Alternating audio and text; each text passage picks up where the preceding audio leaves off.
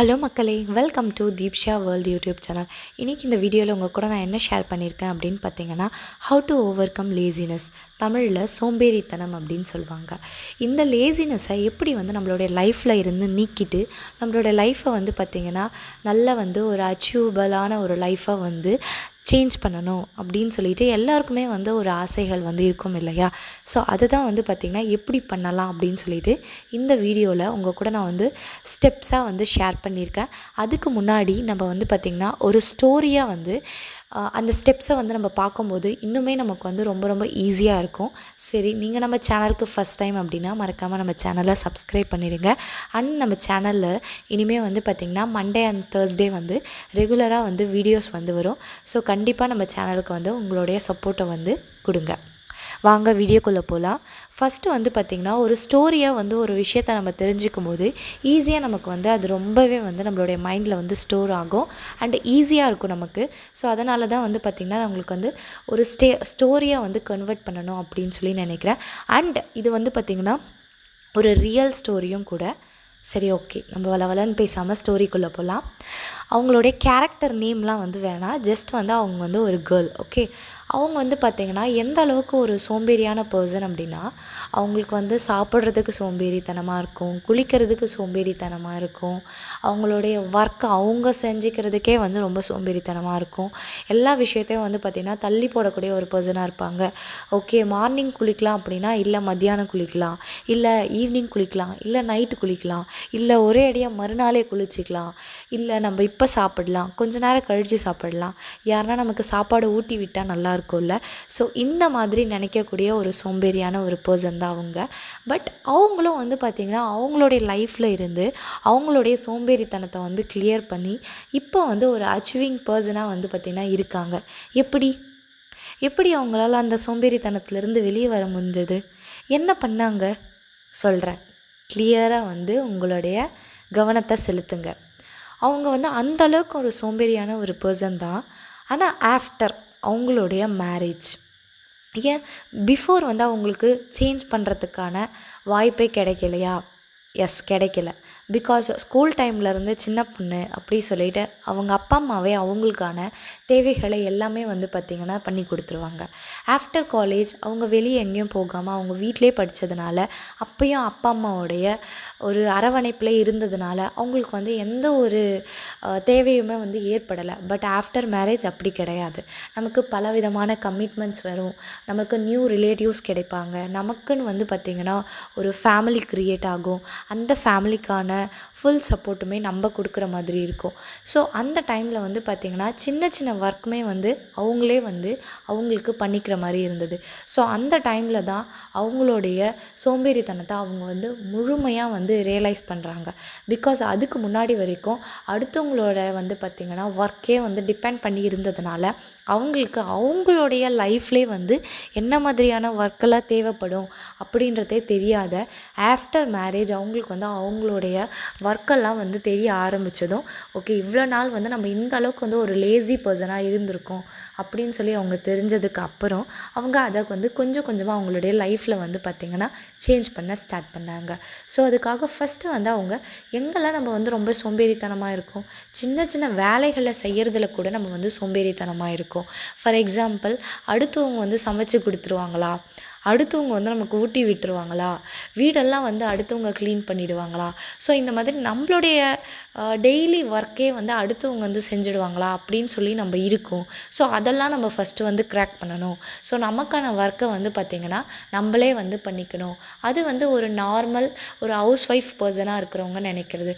But ஒரு college போகிற student, ஒரு ஒர்க்கிங் போகிற பர்சன்ஸ், ஸோ இந்த மாதிரி இருந்தால் அது எவ்வளோ பெரிய ஒரு டேஞ்சராக இருக்கும், நம்மளுடைய கரியர்லேயே அது ஒரு ரொம்ப பெரிய இம்பேக்ட் கொடுக்கும். ஸோ அதனால் நம்ம ஃபஸ்ட்டு எந்த இடத்துல பார்த்திங்கன்னா ரொம்ப சோம்பேறித்தனமாக இருக்கும் அப்படின்றத ஃபஸ்ட்டு நம்ம ஐடென்டிஃபை பண்ணணும். அப்படி நம்ம பண்ணிட்டோம் அப்படின்னாவே அதிலேருந்து நம்ம எப்படி நம்மளை வந்து வெளியே கொண்டு வரலாம் அப்படின்னு சொல்லிட்டு ஈஸியாக நம்ம வந்து அதுக்கான ஒரு வழியை வந்து கண்டுபிடிச்சிடலாம். ஸோ இதுதான் வந்து பார்த்திங்கன்னா நான் வந்து உங்களுக்கு ஸ்டெப் நம்பர் 1 வந்து கொடுக்குறேன். அண்ட் ஸ்டெப் நம்பர் 2 என்ன அப்படின்னு பார்த்திங்கன்னா, நமக்கான தவறை வந்து நம்ம கண்டுபிடிக்கும் போது ஈஸியாக அதுக்கான சொல்யூஷன் நம்ம வந்து ஃபைண்ட் அவுட் பண்ணலாம். ஸோ நான் வந்து இந்த மாதிரி விஷயத்துலலாம் சோம்பேறித்தனமாக இருக்கேன், இதுக்கு மேலே நான் அந்த விஷயத்தெல்லாம் சேஞ்ச் பண்ணிக்கணும் அப்படின்னு நினைக்கிறேன் அப்படின்னு சொல்லிட்டு ஆட்டோமேட்டிக்காக உங்கள் பிரெயினே வந்து அதுக்கான சொல்யூஷனை வந்து பார்த்திங்கன்னா ஃபைண்ட் அவுட் பண்ண ஸ்டார்ட் பண்ணிடும். ஸோ ஸ்டெப் நம்பர் 2 வந்து பார்த்திங்கன்னா உங்களுக்கான சொல்யூஷன்ஸ் வந்து நீங்கள் ஃபைண்ட் அவுட் பண்ணணும். இப்போ அவங்க என்ன பண்ணாங்க, ஓகே இந்த மாதிரி ஒர்க்கெல்லாம் நம்ம அடுத்தவங்க வந்து பார்க்கணும்னு நினைக்கக்கூடாது, நம்மளே நமக்கான ஒர்க்கை வந்து பார்க்கணும் அப்படின்னு சொல்லிட்டு ஃபஸ்ட்டு அவங்களுடைய பிரெயினை வந்து அவங்க ப்ரோக்ராம் பண்ணிக்க ஸ்டார்ட் பண்ணாங்க.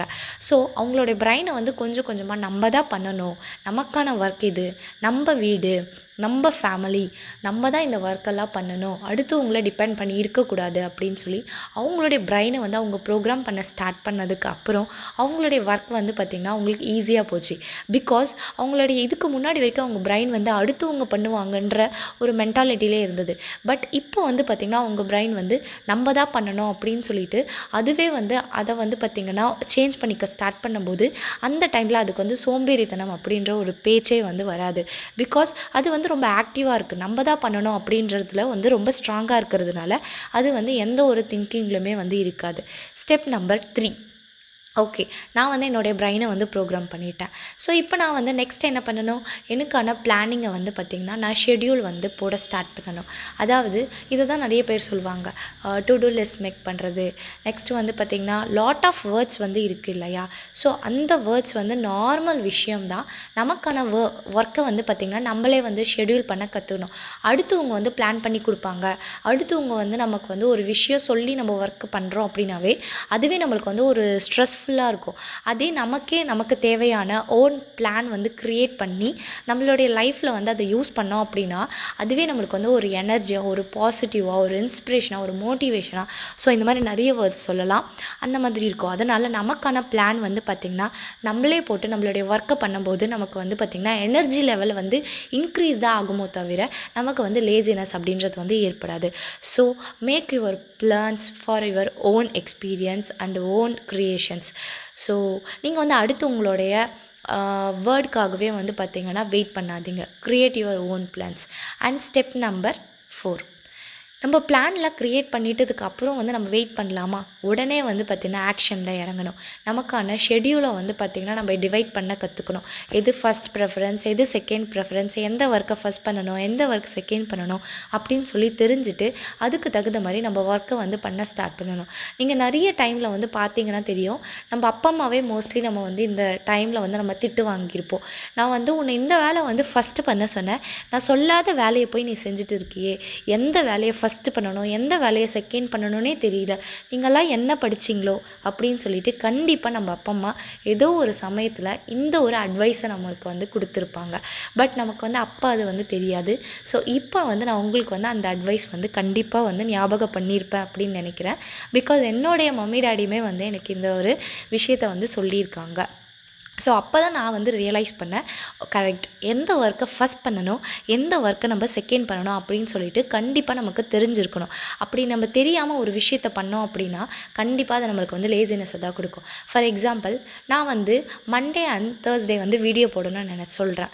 இப்போ நான் தேர்ஸ்டே போடக்கூடிய வீடியோவை நான் எடுத்துகிட்டு வந்து ஃபஸ்ட்டு பண்ணேன் அப்படின்னா எனக்கு வந்து உடனே என்ன ஆகும், நம்ம ஆல்ரெடி வந்து டைம் இன்னும் 2 days இருக்குது, நம்ம இப்போவே வந்து பண்ண ஸ்டார்ட் பண்ணுறோம், கொஞ்சம் நேரம் அடுத்து பண்ணலாம், கொஞ்ச நாள் கழித்து பண்ணலாம், கொஞ்சம் நேரம் கழித்து பண்ணலாம் அப்படின்னு சொல்லிட்டு நம்ம நினைக்கும் போதே வந்து நம்மளுக்கு ஆட்டோமேட்டிக்காக அந்த டைமில் வேறு ஒரு தேவையே இல்லாத ஒரு விஷயத்தை நம்ம நடுவில் கொண்டு வந்து பண்ண ஸ்டார்ட் பண்ணுவோம். அப்போ என்ன ஆகும், நம்மளுடைய ஒர்க்கும் ஸ்பாயில் ஆகும், நம்ம வேறு ஒரு விஷயத்துலையுமே வந்து தேவையில்லாத வந்து இன்வால்வ் ஆகும்.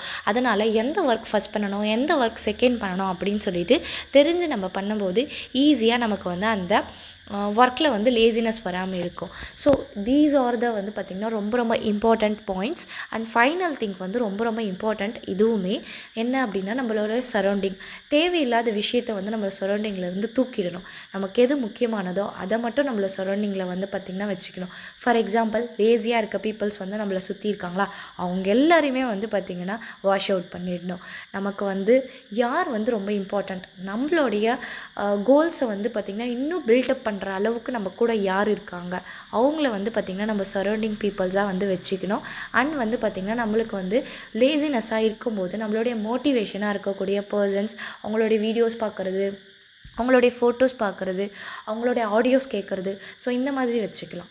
இப்போது எனக்கு வந்து ரொம்ப லேசியாக இருக்கா அப்படின்னா, நான் வந்து ஒரு மோட்டிவேஷனாக இன்ஸ்பிரேஷனாக நினைக்கக்கூடிய பர்சனுடைய ஃபோட்டோ பார்த்தனாவே போதும், நான் வந்து என்னுடைய பூஸ்டப் லெவலுக்கு வந்து வந்துடுவேன். ஸோ அந்த மாதிரி எல்லாருக்குமே ஒரு வெரைட்டி ஆஃப் மோட்டிவேஷன்ஸ் இருக்கும். ஸோ அதை கேளுங்க, உங்களுடைய மோட்டிவேஷன் லெவலை ஹை பண்ணுங்கள், லேசினஸ் சோம்பேறித்தனத்துலேருந்து வெளிவாங்க. இந்த டிப்ஸ் எல்லாமே நீங்கள் ஃபாலோ பண்ணிங்கனாவே ஈஸியாக வந்து உங்களுடைய லேசினஸ்லேருந்து வந்து பார்த்திங்கன்னா வெளியே வந்துடலாம். இவ்வளோ நேரம் இந்த வீடியோஸை வந்து பொறுமையாக கேட்டதுக்கு ரொம்ப ரொம்ப தேங்க்ஸ். கண்டிப்பாக நீங்களும் வந்து பார்த்திங்கன்னா லேசினஸ்லேருந்து ஓவர் கம் பண்ணி ஒரு ஹேபிட்டை வந்து பார்த்திங்கன்னா டெவலப் பண்ணி உங்களுடைய லைஃப்பில் வந்து அச்சீவ் பண்ணணும் அப்படின்னு சொல்லிட்டு நானும் காடை வந்து ப்ரே பண்ணிக்கிறேன். தேங்க்யூ ஃபார் வாட்சிங்.